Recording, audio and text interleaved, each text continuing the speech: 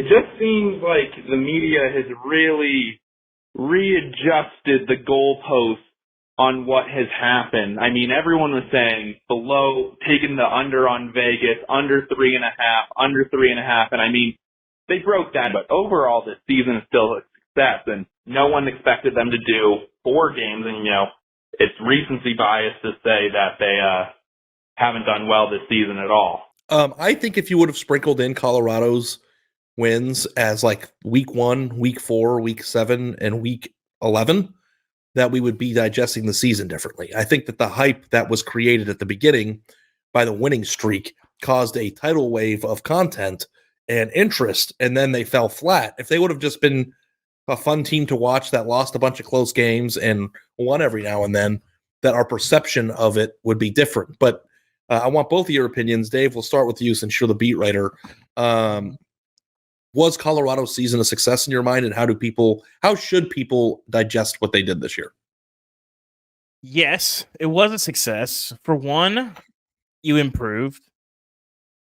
You rebuilt the roster, and in the midst of a lot of skepticism, like I said, you beat your Vegas over-under win total, which is not everything, but it's a decent temperature.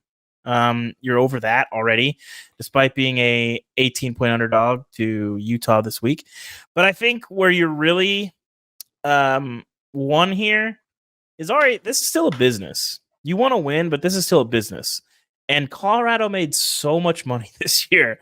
And so if you want to call it a success, you could measure that by a number of measures, but you got an unprecedented amount of relevance for your program. Well, it's not even a debate about whether or not the athletic director won.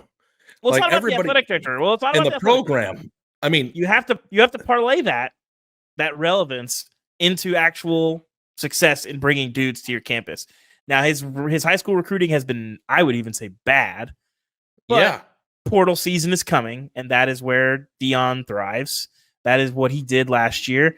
I think I wrote this column earlier this year. If you think you're going to try to build your lines that way, I think you got another thing coming. There's not dudes there, and you can't do that overnight. And if you're just going to flush both of your lines and just get new guys like he literally said he was going to do, that's not going to work in terms of building your program. But this year, to beat your over-under, to have the relevance, to build a brand new scoreboard, make all the money in a place that wasn't exactly flush with cash, and do some of this without the help of a collective, you've done pretty well.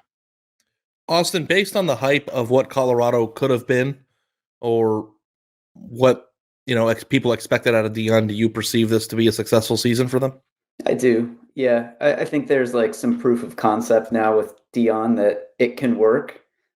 They had that stretch of games where I was awake at 2 a.m. watching Colorado State, and I never would have done that. I never would have done that before. I think the worry for Colorado is, did Deion do well enough to get another job, but not well enough to get him to a bowl game? Did he do well enough basically to be now a guy that other schools are going to come after? Did he show enough this year that another school would want to take the risk on him? Or are they going to want to see, what does year 2 look like? I think the question that you have to ask if you're another school and you are serious about who want to reach out to Deion, the wins obviously aren't there in terms of, you're hiring a winner. But are you in a similar situation where, hey, we need a relevance bump. We need to get some excitement into our program. Or, our program is flatlined. Nobody does that like Deion. Now, I don't think he'll go anywhere this year. I think the list of programs that will want to pursue him is small. And I think the combination of, I believe Shedeur can get his degree and graduate transfer somewhere else, but Travis Hunter cannot. I think he sees Travis as legitimately another son. I don't think he would leave him behind. So I don't think you wait there, but I think we'll see what year 2 does, but the buzz of Deion going somewhere else, I think a lot of places saw that. And regardless of what happened on the field, and especially if you're going to a place that has a better product that you're taking over, where he had to start literally from the ground up at Colorado, I could see a place wondering, well, if he had our resources and our roster, and we added that to it, what could we do? Are you talking to a team in College Station right now? No. I was kidding, but can you imagine? It's a hilarious fit for a million different reasons. It would not work. and it won't happen. But I mean, there's a lot of coaches I would have liked to have seen at a big place, and I'm very curious what would happen to Deion at a big place. And I do think the way that he handled the offense and the lack of patience and making a move that has been relatively universally panned and has not changed their fortunes on the field at all.